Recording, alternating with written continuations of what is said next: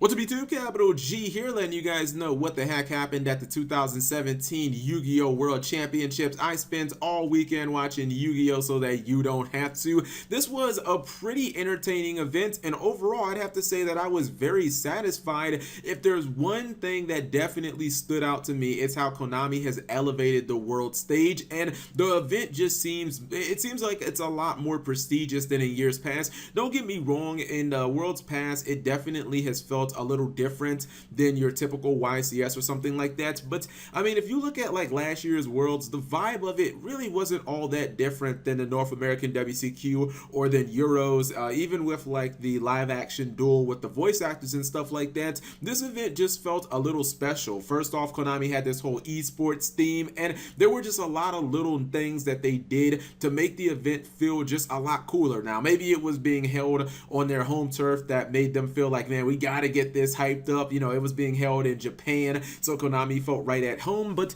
there were just a couple of things that they did, like this was the intro to day 2 when they were live streaming.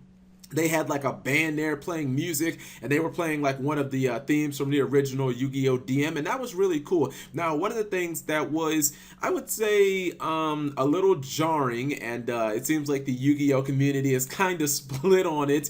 It was definitely something that I could have lived without, is the fact that they intertwined Dragon Duels, the General Duels, and Duel Links kind of all together back to back to back. Now, I was perfectly fine with the Dragon Duels and the General Duels all being kind of ran in sequence, but the fact that they were having Duel Links like kind of interchanging with all the other coverage, that one was kind of weird. It just seems like there are two completely different audiences between competitive Yu-Gi-Oh, which Dragon Duels definitely is, and then like Duel Links, which I believe one of their competitors said that he only played Yu-Gi-Oh! Like completely casually, and then he got into Duel Links, and Duel Links isn't even like a year old, so you know, you can have a casual player who ends up getting to the championship. But it was a little jarring to watch like a competitive match with like Aaron Furman or Marcelo, and then like, you know, 5 minutes later you're watching Duel Links and you're seeing somebody play like Tekka deck out deck, and it's like, what the fuck am I watching? Now, with that being said, the matches themselves were really good. In fact, I'm just gonna go ahead and say it. I'm gonna say what everybody was thinking. The Dragon Duel, the Dragon Duel circuit completely outshined the General circuit. I'm sorry, guys, we got wrecked because the Dragon Duel, duels were so much more entertaining. There was a lot more variety. If you watch the General circuit, and obviously I'm talking about players who are 14 and up, the General Duel circuit for the World's Tournament only had like 2 decks. I mean, there was one guy who played Invoked. I believe there were 26 players in total. There was like one random guy who was playing Invoked, which was fine. I think he actually might have ended up making it in the top 8, but everybody else in the event was just playing either like your Yangzing Dinosaurs or your True Draco Demise, and it didn't feel like there was a whole lot of variety. But on the Dragon Duel circuit, like, you had this kid right here who played ABC. We saw our first ever Link summon in competitive play on a live stream, which was awesome. I mean, when you can drop Deco Talker and ABC Buster in the same turn, well, it wasn't the same turn, but when you can drop them on the same field, that's pretty damn entertaining. We also saw Chainbird not only tear it up, but Ryan, you actually won the event with Chainbird. Oh my god, those matches were so hype. In fact, if you looked at the entire World Tournament, the 3 best matches were 2 Chainbird matches and then this match right here, which featured ABC. So you looked at the Dragon Duel circuit, and it was just a lot more entertainment, a lot more variety. Everybody was rooting like crazy for Chainbird, especially in the finals where he was dueling against True Draco Demise, and it was like, oh man, we've seen this a million times. Let's see this kid end up winning with Chainbird. So unexpected, and some of the pluses that he was getting from Balance of Judgment, oh my god, it makes me just want to instantly pick up a Chainburn deck right now and start playing, especially because his deck was so teched out with things like Dice Jar and Magician of Faith in the main deck. He was running a couple copies of Backjack. Now, the World's meta obviously was a little different, and you know, that kind of allowed, in my opinion, for the True Draco, excuse me, not the True Draco deck, but the Dinosaur Yangzing deck to kind of shine. The fact that Maxi was at 1 definitely benefited the deck. If you look at how the deck likes to open, how much they summon, it seems like Maxi at 1 definitely helped them out, and then the fact that they didn't have to deal with any Zodiac definitely helped them out. It's interesting to see how many players were running Ash Blossom. I would actually venture to say that Ash Blossom was probably the most played card on the general circuit. I would say maybe second would be something like Terraforming, maybe Cosmic Cyclone will be up there as well. And I think Konami might actually keep their eyes on those. I wonder if anything from this event is going to get hit. It would be a real shame if Konami looked at this event and said, oh yeah, Chain Burn. Everybody hates playing against that deck. Now there were some other things that weren't they weren't as entertaining in my personal opinion. They had this VR duel, which is what you guys see right here, where basically they had a couple of grown-ass men. I'm talking like not even my age, like older than me. This guy looks like he could be, I don't know, maybe even like high 40s, 50s.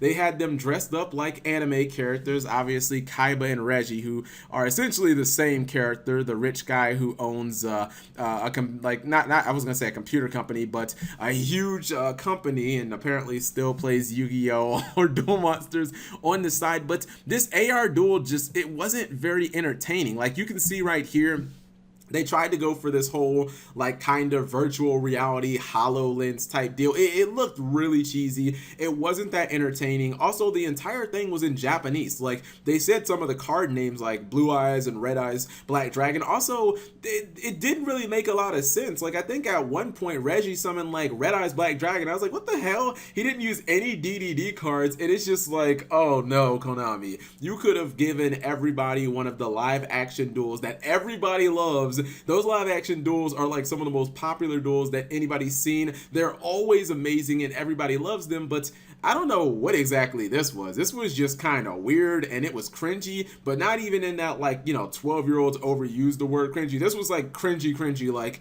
I don't think I would ever watch this again. And if they did another one, I'd just be like, nah, I'll pass. I'll just go ahead and do something else or come back later or something like that. Now, with that being said, there were definitely some other areas that Konami could have improved. I'm not even going to really harp on the fact that they closed out the YouTube chat and the Twitch chat, because we all knew that was going to happen. That's why I don't even make a big deal out of it anymore. It's just Konami doesn't want to embrace the chat, so it's like whatever. It's interesting because the TCG channel, they had the chat there for like the first few hours of the stream and then they shut it down. But the fact that there were these really long pauses, Simo talked about this, right? There would be a duel and then there wouldn't be anything for like 2 more hours, and then it'd be like a random dueling duel, and then you'd have to wait like 30 more minutes, and then there'd be like another duel. That was really something that they need to fix.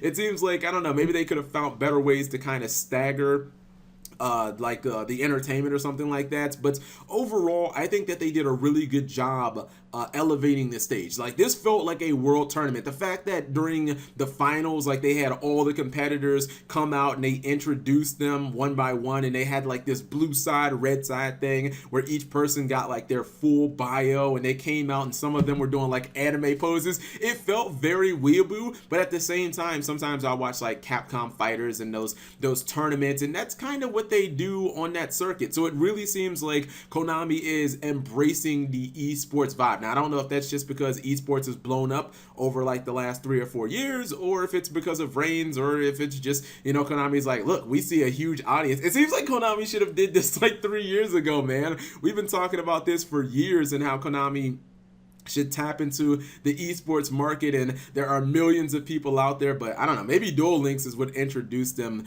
to that. So what did you guys ultimately think of Worlds? I mean, my grand takeaway was Worlds from a visual standpoint looked a lot better this year. There were still some cringy things, some areas that Konami could address to make the overall presentation better and to make sure that there aren't these huge jarring gaps, but I think the meta was actually pretty interesting, and it was really good on the Dragon Duel circuit. I want to say the Dragon Duel just smoked the general circuit. The general circuit was basically a 2-deck race, and if you didn't really enjoy watching True Draco Demise, you didn't really enjoy watching Dinosaur Yang Zings, you weren't gonna get that much thrills out of the general circuit. But with the Dragon Duels, man, you had ABC and Decode Talkers hitting the field, you had Balance of Judgment plus vibes. It was pretty damn wild. So whatever you guys thought, leave it in the comment section below. It is unfortunate, another year where North America unfortunately just takes the L to Japan. We only had one player in top 8. Billy Break ended up scrubbing out, didn't even make top 8. Oh, and you know what? I actually made a full video to it, but yeah, Shunsuke Hiyama ended up getting disqualified. And oh, hold on, I'm actually gonna stop right here. I'm gonna show you guys something right quick. And actually, just a couple more things that I want to touch on before I close out this video. And this is a picture right here that demonstrates exactly what I was talking about when I said that Konami really stepped their game up and they made Worlds feel like just the biggest Yu-Gi-Oh event of the year, even though it obviously isn't the largest. This was one of the openings for day 2, and they had a bunch of dancing girls, and they had some little skimpy clothing. Konami doesn't seem like there's any censorship going on here. How are you going to explain that? I believe that this picture is hilarious. This is this is after our winner actually won the event. He almost fell off the stage, and the judge actually had to grab him. I'm serious. If you go back and watch the replay, or if you watch when I commentated over the finals, he literally almost fell off the stage. If he hadn't been caught, he would have just completely hurt himself. And then there's this picture that is just, it's worth 1,000 words right here. There's it shows the stage and all the competitors who entered, and there is Shunsuke Hiyama. Look at his face. He is so mad. He's like, you fucking stupid Americans. How dare you disqualify me so I wouldn't win 3 times in a world, 3 times in a row, excuse me. You just look at his face and it's like, hello darkness, my old friend. It was a really interesting event. So many memes coming out of this event, and so many good images. What did you guys think of the event? What was your favorite moment outside of our champ almost falling off the stage? I'm gonna have to go with the finals of the Dragon Duels. That chain burn was just amazing, especially those little smirks that Ryan Yu kept making. For like a little kid, he's probably like 11 or 12. For him to just make those little Joker like smirks were just like, they were adorable and hilarious at the same time. Anyways, thank you guys for watching. As always, let me know your favorite moment in the comment section below. Subscribe if you have not already.